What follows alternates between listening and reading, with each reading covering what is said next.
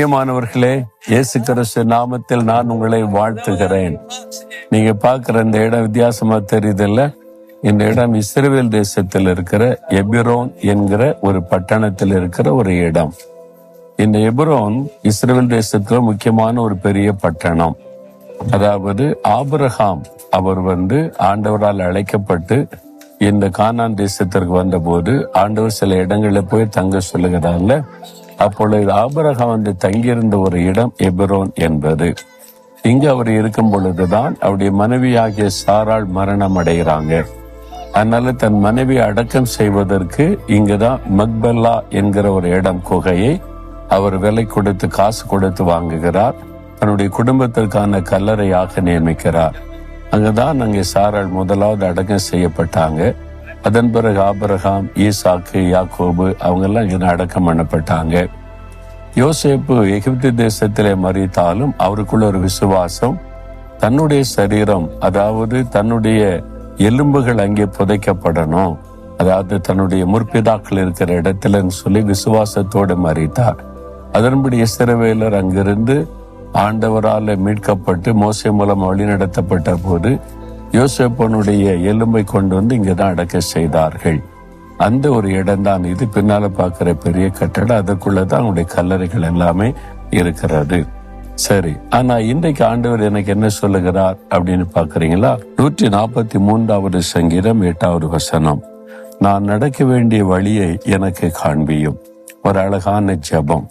தாவீது ஆண்டவரை நோக்கி ஜெபித்த ஒரு அழகான ஜெபம். ஆண்டவரே, நான் நடக்க வேண்டிய வழியை எனக்கு காண்பியும் என்பதாக. நம்முடைய வாழ்க்கையில பலவிதமான ஜெபம் பண்றோமே, நான் நடக்க வேண்டிய வழி எனக்கு காட்டும் சொல்லி நம்ம ஜெபிக்கணும். இந்த ஜெபம் எனக்கு ரொம்ப பிரியமான ஜெபம். நான் அடிக்கடி ஜெபிக்கிற ஜெபம். என்னுடைய ஊழிய காரியங்கள், என்னுடைய குடும்ப காரியமானாலும் பர்சனல் காரியமானாலும் நான் என்ன செய்யணும், எப்படி செய்யணும் என்பதற்காக இந்த வசனத்தை தான் சொல்லி எனக்கு காண்பியும் ஆண்டவரே என்பதாக ஜெபிக்கிறது உண்டு. தாவீதுக்கு தேவன் அதையெல்லாம் காண்பித்தார். நீ வேத புஸ்தகத்துல 2 சாமுவேல் 2ஆம் அதிகாரம் 1ஆம் வசனம் வாசிக்கும் பொழுது, சவுல் ராஜா மரணம் அடைந்த பிறகு தாவீது ஆண்டவரிடத்திலே போய் ஒரு காரியம் கேட்கிறார். ஆண்டவரே, யூதா தேசத்தில் உள்ள ஒரு பட்டணத்துக்கு நான் போய் குடியிருக்கலாமா அப்படின்னு. நீ போ என்று ஆண்டு சொல்லுகிறார். அப்படின்னா எங்க போகணும்? கர்த்தரிடத்தில் அதையும் கேட்கிறார். எபிரோனுக்கு போ என்று சொல்லி ஆண்டவர் வழி நடத்துகிறதை பார்க்கிறோம்.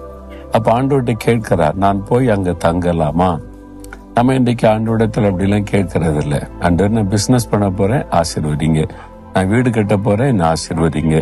நான் இந்த கட்டிடத்தை கட்ட என்ன ஆசீர்வதிங்க. அப்படிதான் கேட்போம். இதை வாங்கலாமா, கட்டலாமா, இதை செய்யலாமா என்று அநேகர் ஜெபிப்பது இல்லை. ஆனா தாவீது அழகாக இந்த ஜெபத்தை ஏறெடுக்கிறதே நம்ம பார்க்கிறோம். நான் அங்கே போகலாமா ஆண்டவரே அப்படின்னா எங்க போகணும்? ஆண்டவர் அழகாக இந்த பட்டணத்துக்கு போய் என்பதாய் சொல்லுகிறார். இந்த பட்டணத்துல தான் தாவீது முதலாவது ராஜாவாக்கப்படுகிறார். அவர் 30 வயசுல ராஜாவாகி கிட்டத்தட்ட 7 வருஷம் இந்த எபிரோனியத்துல ஒரு தலைநகராக வைத்து ஆட்சி செய்தார். எபிரோன்ல இருந்து கொண்டு யூதா தேசத்துக்கு தான் முதல்ல ராஜாவாக்கப்படுகிறார்.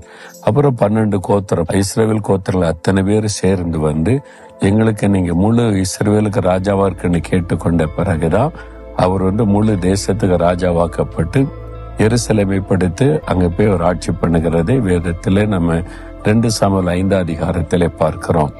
ஏனென்றால் தேவனால வழி நடத்தப்பட்டு ஒவ்வொரு காரியத்தை செய்ததுனால தாவீதின் காரியம் எல்லாமே வெற்றியாயிருந்தது. அப்ப அழகான ஒரு ஜெபம் எனக்கு காண்பியும். அப்ப நம்ம கேட்கணும், ஆண்டவரிடத்துல உடைய பிள்ளைகள் காரியமா இருக்கட்டும், சொந்த காரியமா இருக்கட்டும், ஒரு வேலை காரியமா இருக்கட்டும், ஆண்டவரே, நான் எங்க போய் வேலை செய்யணும்னு நீர் விரும்புகிறீர்? நான் வெளிநாடு போகணுமா, இந்தியாவில் இருக்கணுமா, எந்த தேசத்துல வேலை செய்யணும், என்ன மாதிரி வேலை செய்யணும்னு காண்பியும், என்னை நடத்தும். இந்த மாதிரி நீங்க ஜெபித்து பாருங்க, ஆண்டவர் அழகாய் நடத்துவதை பார்க்க முடியும். ஆண்டவர் நடத்தி நீங்க செய்தீங்கன்னா அது சக்சஸ் ஆகும். சிலர் சொல்லுவாங்க, 4 மாடி ஒரு சின்ன கிராமம், அங்க போய் மோகன்லாஸ் ஊழி ஆரம்பிச்சதுனாலதான் இவ்வளவு பெரிய ஆசீர்வாதத்தை ஆண்டவர் தந்திருக்கிறான்னு சொல்லி. கிராமத்துல ஒளி செய்ததுனால ஆசீர்வாதம் கிடையாது. அப்ப பட்டணத்துல ஒளி செய்த ஆசீர்வாதம் வராதா? காரியம் அதுவல்ல. நான் சென்னை பட்டணத்துலதான் 12 வருஷம் இருந்தேன். அங்க எங்களுக்கு சொந்தமா வீடெல்லாம் இருந்தது.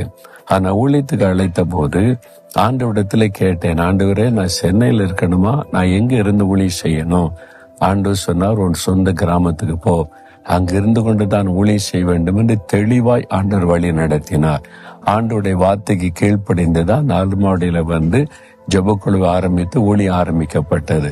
அதனாலதான் இவ்வளவு பெரிய ஆசீர்வாதம். அப்போ தேவன் என்ன சொல்கிறார் கவனித்து கேட்டு நடந்தா அது ஜெயமாகும், அங்கே ஆசீர்வாதம் உண்டாயிருக்கும். நீங்களும் கூட ஆண்டவரிடத்துல கேட்கணும், ஆண்டவரே எனக்கு காண்பியும், நான் என்ன செய்யணும், என்ன முடிவு எடுக்கணும் என்று சொல்லி உங்களுடைய ஆசைகள் விருப்பங்களை எல்லாம் தேவ சித்தத்துக்கு கீழ்ப்படித்து முழு இருதயத்தோடு ஜெபித்து ஆண்டவர் வழி நடத்துவார். ஜெபிக்கிறீங்களா?